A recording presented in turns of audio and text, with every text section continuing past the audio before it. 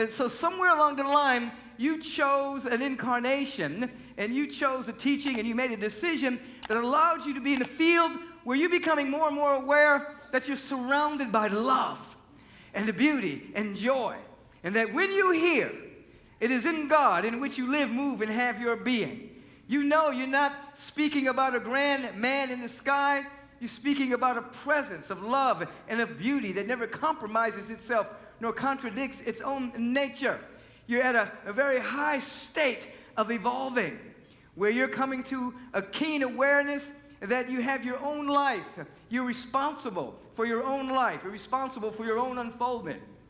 You're responsible for your own evolution, and that you don't have to wait for trends to occur. You don't have to wait for conditions to change. You don't have to wait for spirituality to become popular. You don't have to wait for any of that. You're coming to a great understanding that this incarnation is an opportunity of a lifetime. That somewhere along the line you chose to have a human incarnation as a spiritual being that's unlimited in nature and in scope. Illimitable, unlimited being, luminous that you are. Without any measure of limitation whatsoever, you chose to have a human incarnation. That you, in time, can reflect the cosmos in a way that has never quite happened before.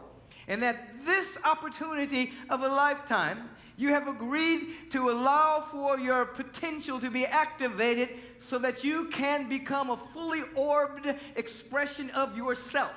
A fully orbed expression of infinity that has reconstituted itself as your life. Just as a sweet rose comes into a full expression of itself as it comes into full bloom, you're saying in substance through this incarnation that you want to use this incarnation to come into full bloom as your authentic self and as your unique self, activating your gifts, talents, and your capacity to reflect and to reveal the harmony and the beauty and the love that is everywhere. Now, what does that mean? That means that because you are living, moving, and having your beingness in the Spirit, because this presence is not an absence and is everywhere, always giving of itself, sharing and shining, all of creation is broadcasting its message of life and love and liberty and beauty. You do not have to pray for God to be more God. You do not have to pray for God to change God's mind about you. You do not have to pray for God to give you anything. Your prayers are solely for the purpose of ratcheting up your capacity to receive and to acclimate to higher and higher frequencies of reality. So you're not begging God to give you anything.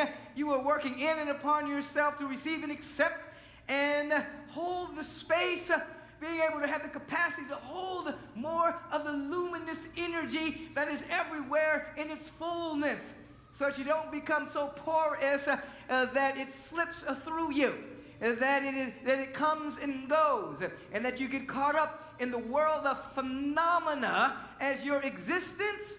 You're caught up in the world of the nomina. A nomina is a spiritual idea that's inviolate, never changes, a perfect spiritual idea that is not in any way encumbered by time or circumstance. Phenomena shifts and changes.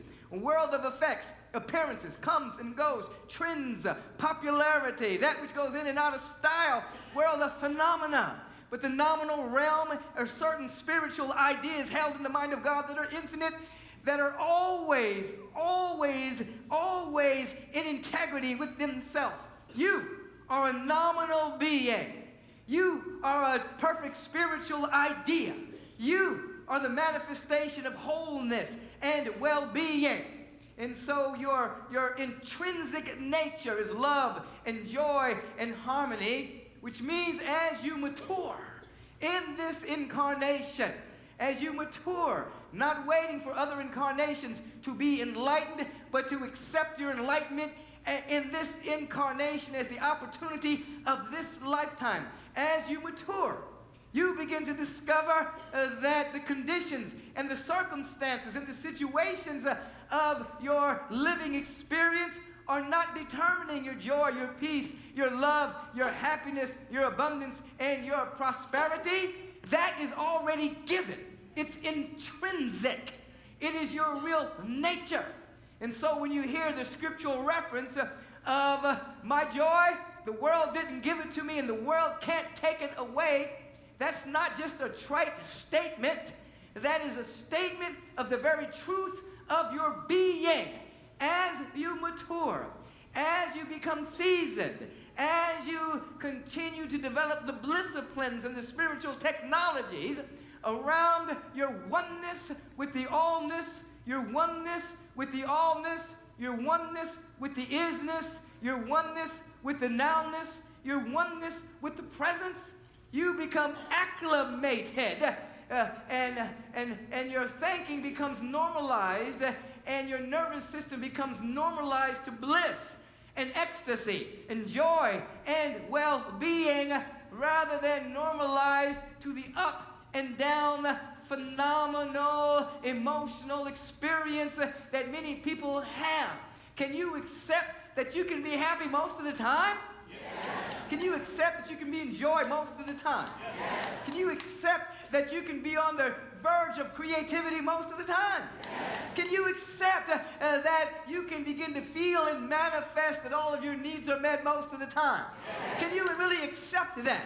Yes. Can you accept that? Yes. I want to hear a thunderous yes. Yes.